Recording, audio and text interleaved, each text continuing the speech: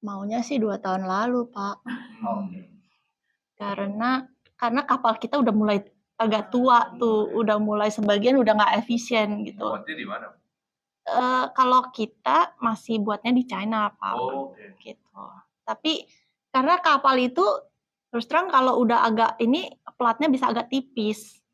Tapi kalau misalnya dia naik dock, kan kapal setiap 30 bulan harus naik dock. Setiap naik dock itu kan harus diganti plat-platnya.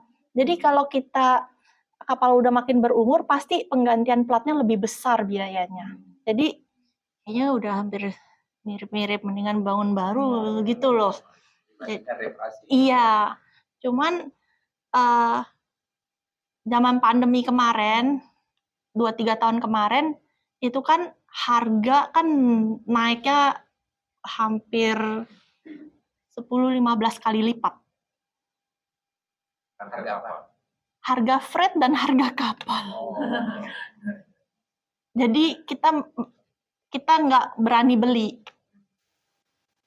beli kapal. Jadi kita tunggu, kita tahan sampai dengan kita prediksinya sih tahun depan udah waktunya tepat. Untuk bikin baru untuk penambahan kapal. Penambahan berapa unit? Itu unit harganya naik berapa persen? Kan Kemarin. Waktu lagi itu kan sampai 15 kali lipat. Kalau tahun depan bisa naiknya berapa kali lipat? Seharusnya sih udah balik normal ya. Balik normal. Okay. Iya, udah balik normal. Jadi 2 tahun lalu nunda karena kenaikan harga itu ya, Bu? Iya, terlalu mahal dan semua shipyard lagi penuh. Dan tahun ini sama tahun depan itu shipyard akan turun banyak sekali kapal. Jadi kemungkinan 24 akan ada sedikit oversupply. Nah, di situ good time to buy. Iya. Kan shipyardnya udah pada delivery semua, lah baru kita masuk. Jadi kelebihan. Iya, jadi kerja kapal tuh gitu, hemat sehari-hari untuk ngumpulin celengan uang, habis itu ada kesempatan baru beli kapal, bangun kapal. Berapa tonasenya? Ada variasi kali ya, Pak. Ada berapa unit? Belum tahu, Pak. Masih lagi negosiasi. Belum diketok palu. Semua nggak ada yang dari Korea atau dari Jepang gitu. Terlalu mahal, Pak. Terlalu mahal. Bu, galangan. Enggak, Pak. Enggak efisien atau enggak?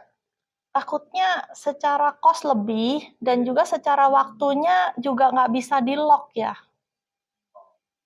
Kan kita bangun kapal paling 1 tahun kali ya. 1 tahun paling lebih dikit gitu.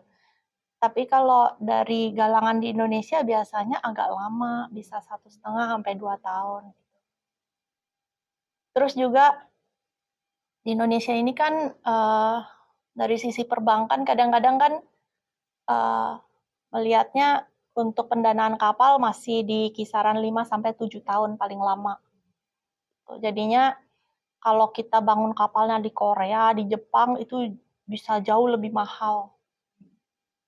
Kalau barangnya sama, ya masih efektif, ya efisien, bisa ngangkut, ya oke lah. Gitu.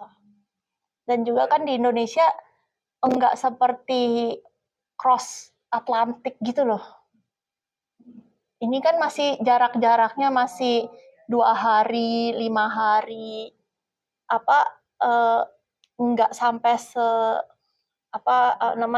cuacanya tidak se ekstrim daripada trans ocean ya gitu. Jadi ya kita masih, menurut kami sih di China punya produk juga bagus, tinggal kita pengawasannya aja yang harus lebih. Semua sama lah ya bicara pengawasan.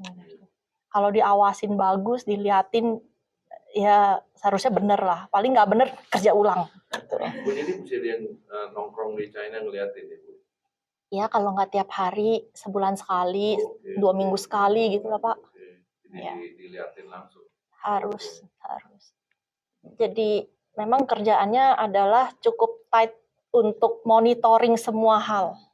Baru kita bisa kejaga dari sisi kualitas yang kita mau.